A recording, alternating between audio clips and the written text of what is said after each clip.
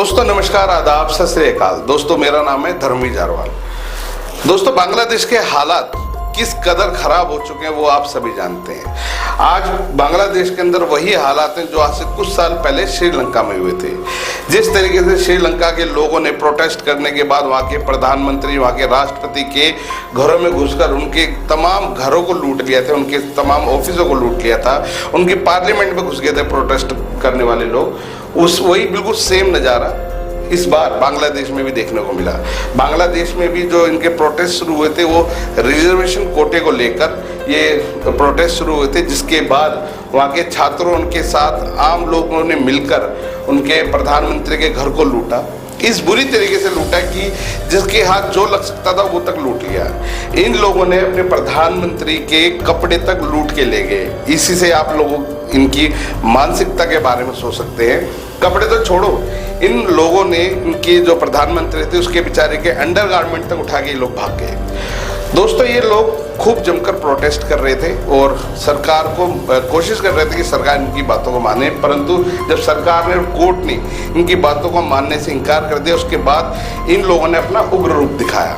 दोस्तों आज हालात ये हैं कि वहाँ खूब जमकर रोज दंगे हो रहे हैं। बांग्लादेश की जो प्रधानमंत्री हैं शेख हसीना, वो बांग्लादेश छोड़कर भाग चुकी हैं। अब उन्होंने वहाँ के लोगों को उनकी ऊपर जो वो कर सकते हैं उनके हालातों के ऊपर उनको छोड़ दिया है। दोस्तों इस समय हालात इतने खराब हो गए कि वहाँ पे रह रहे जो हिंदू हैं, जो कि अल्पसंख्यक हैं, उन हिंदुओं के साथ खूब जमकर मार पिटाई हो रही है।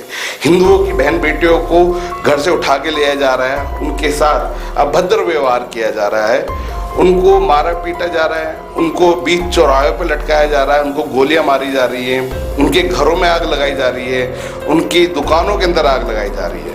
इस तरह की तमाम घटनाएं हो रही हैं। दोस्तों अभी कल ही की बात है, बांग्लादेश के जितने भी हिंदू थे उस तमाम हिंदू भागकर हिंदुस्तान और बांग्लादेश के बॉर्डर पे पहुंचे, जहां पर वो ये हमारे जो इंडियन आर्मी उनसे ये दरख्वास्त कर रहे थे, हाथ जोड़ जोड़ के ये विनती कर रहे थे कि हमें इंडिया में आने दो।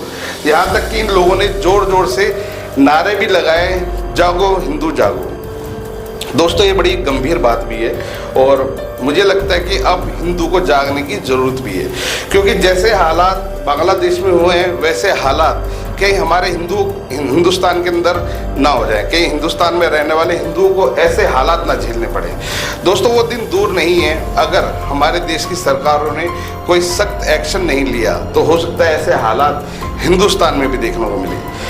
दोस्तों आज जितने भी बांग्लादेशी हिंदू हैं वो हमारी मोदी सरकार से दरख्वास्त कर रहे हैं कि उनको बॉर्डर क्रॉस करके हिंदुस्तान में आने के लिए रास्ता दिया जाए और उनको हिंदुस्तान में नागरिकता दिया जाए। दोस्तों प्रधानमंत्री मोदी को ज़रूरत भी इस विषय में सोचने के लिए।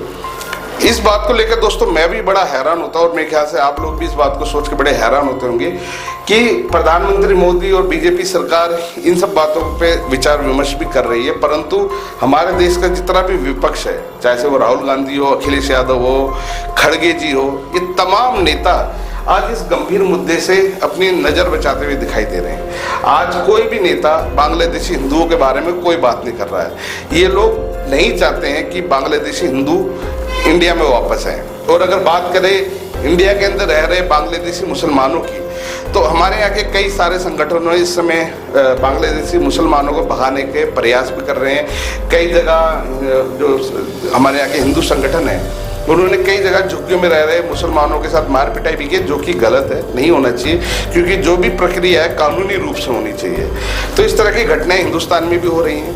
हिंदुस्तान में जो बांग्लादेशी मुसलमान रह रहे हैं उनके साथ मार पिटाई कराई जा रही है, की जा रही है, उनको भगाने की कोशिश की जा रही है और इनके चक्कर में कई निर्दोष लोग भी पिटाई खा रहे हैं बेचारे। तो वो गलत है, ऐसा नहीं भी होना चाहिए।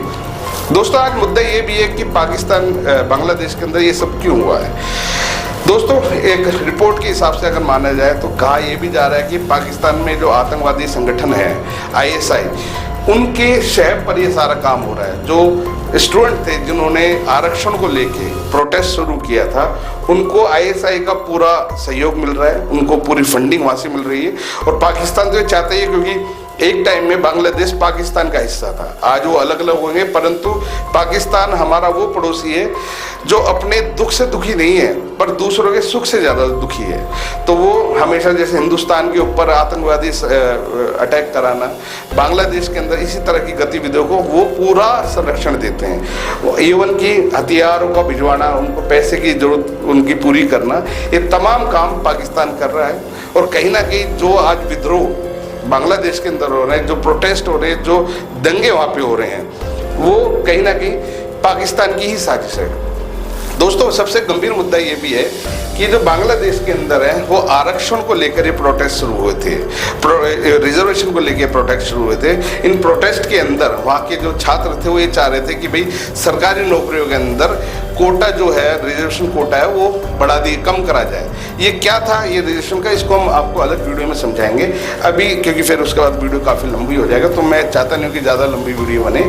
हुआ क्या था कि रिजर्वेशन को लेकर और आरक्षण को लेकर ये प्रोटेस्ट शुरू हुआ था, जिसके बाद तमाम छात्र ये चाहते थे कि भाई प्रोटेस्ट जो आरक्षण है वो कम किया जाए, तो उसके बाद ताकि सरकारी नौकरियां जनरल कैटेगरी के लिए और बढ़े और जनरल कैटेगरी वालों की ज़्यादा नौकरी मिल सके। परंतु हुआ क्या, इस मुद्दे को इस चिंगारी को आग में भड़काया पाकिस्तान के ISI ने। उन्होंने इनको इस प्रोटेस्ट को अलग ही एक रूप दे दिया। चलो ठीक है, ये एक आरक्षण का मुद्दा था, परंतु आज के समय में मुसलमान जितने भी बांग्लादेश के हैं, जितने भी मुस्लिम लोग हैं, वो हिंदुओं के साथ मार पिटाई क्यों कर रहे हैं? क्यों हिंदुओं को घर से निकाला जा रहा है? क्यों उनको मारा जा रहा है? क्यों उनकी बहन बेटियों के साथ अभद्र व्यवहार किया जा रहा है? क्यों उनके घरों में आग लगाई जा रही है?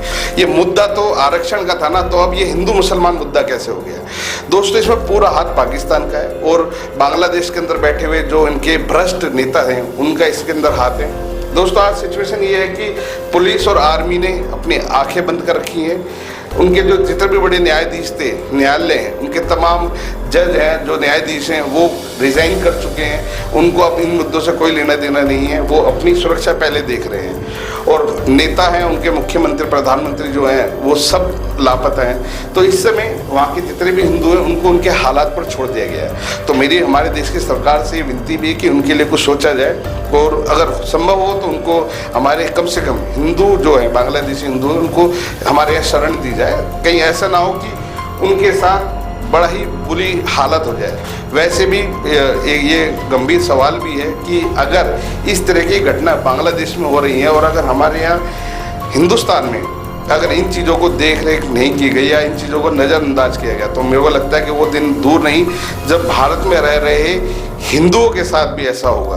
और वो संभव हो भी सकता है, क्योंकि जिस हिसाब से इंडिया में रह रहे मुसलमानों की जो मेंटेलिटी, जो सोच है, वो अक्सर दिखाती है कि उनका हिंदुओं के प्रति क्या व्यवहार है, कितना वो हिंदुओं के लिए गलत सोचते हैं। तो ऐसा ना हो कि हमारी भारत सरकार अगर गंभीरता से इस विषय पे नहीं सोचेगी तो वो दिन दूर नहीं जो बांग्लादेश के अंदर हालात है वो हिंदुस्तान में भी हो सकते हैं। खैर दोस्तों, इस विषय के बारे में आप लोगों की अपनी क्या राय हमें कमेंट्स करके जरूर बताएं। बांग्लादेशी हिंदू जो बांग्लादेश में इस समय अपनी जान बचाने के लिए इधर उधर भटक रहे हैं, क्या आपके हिसाब से उनको भारत में बुला लेना चाहिए, उनको भारत में शरण देनी चाहिए? इस मुद्दे को लेकर आप लोग क्या सोचते हैं हमें कमेंट्स करके जरूर बताएं। वीडियो सही लगे तो इसको शेयर करना बिल्कुल ना भूलें। धन्यवाद।